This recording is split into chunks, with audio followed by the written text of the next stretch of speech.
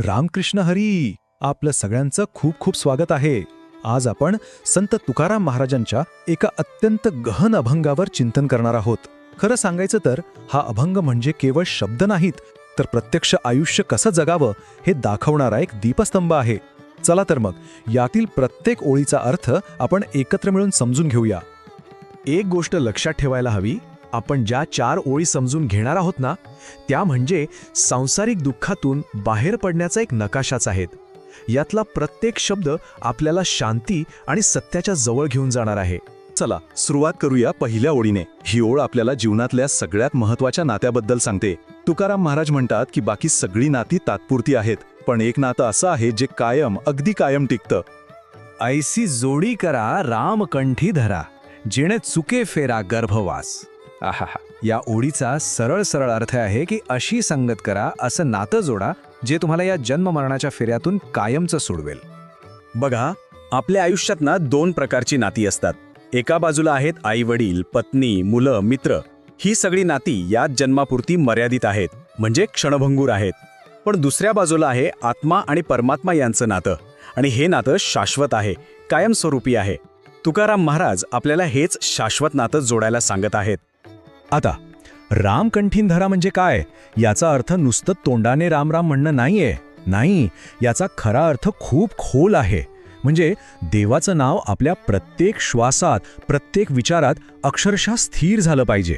आणि बघा, जेव्हा हे नाम असं कंठात स्थिर होतं ना, तेव्हा मन एकदम शांत होऊन जातं आणि मग तो जन्ममरणाचा फेरा आपोआपच चुकतो. आता आपण वळूया ध्रुवपदाकडे. ध्रुवपद म्हणजे काय? तर अभंगाचं सार. ते आपल्याला सांगतं की देवाशी हे शाश्वत नातं जोडणं इतकं गरजेचं का आहे. नाशिवंत आरटी प्रियपुत्र धन, बीज ज्याचा सीण त्यांची फळं. इथे तुकाराम महाराज जणू काही आपल्याला आरसाच देखवत आहेत. संसाराचं खरं स्वरूप आपल्यासमोर उघडं करत आहेत. महाराज एकदम स्पष्ट सांगतात की पत्नी, पुत्र, धन आणि मान सन्मान या सगळ्या गोष्टी नाशवंत आहेत, त्या इथेच राहणार आहेत. मृत्यूच्या वेळी आपल्यासोबत यातलं काहीही येत नाही. सोबत येतं ते फक्त आणि फक्त आपण घेतलेलं देवाचं नाव. आणि इथे बीज आणि फळाचा नियम किती सुंदरपणे मांडलाय पहा.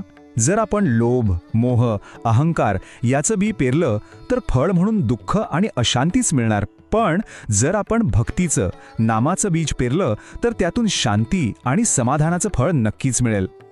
चला पुढच्या चरणात जाऊया आणि पाहूया की हे सगळे अडथळे पार कसे करायचे.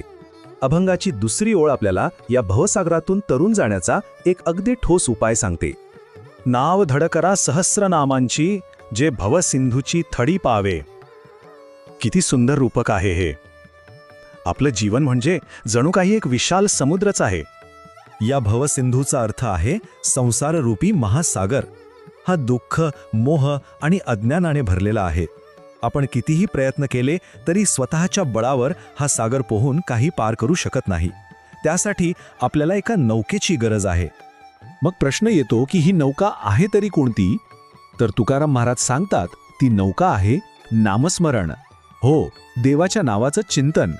हेच नामस्मरण आपलं मन स्थिर करतं, आपल्या आतली भीती नाहीशी करतं आणि आपल्या आत्म्याला शुद्ध करून आपल्याला त्या भवसागराच्या पलीकडे थेट मुक्तीच्या किनाऱ्यावर पोहोचवतं. आणि आता आपण पोहोचलो आहोत अभंगाच्या शेवटच्या आणि सर्वात शक्तिशाली ओळीकडे. ही ओळ मृत्यूच्या त्या सार्वत्रिक भीतीला थेट सामोरी जाते. तुका म्हणे काळा हणा तोंडावरी, भाता भरा हरिराम मरणी. या ओळींमध्ये प्रचंड आत्मविश्वास आणि निर्भयता आहे. महाराज सांगतात मृत्यूला घाबरू नका, उलट त्यालाच आव्हान द्या. मग हे हरिरामबाण म्हणजे काय?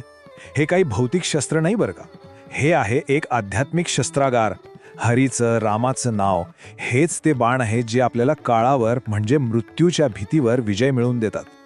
या आध्यात्मिक शस्त्रागारात 3 मुख्य शस्त्र आहेत. पहिलं आहे श्रद्धा, म्हणजे देवावर अढळ विश्वास.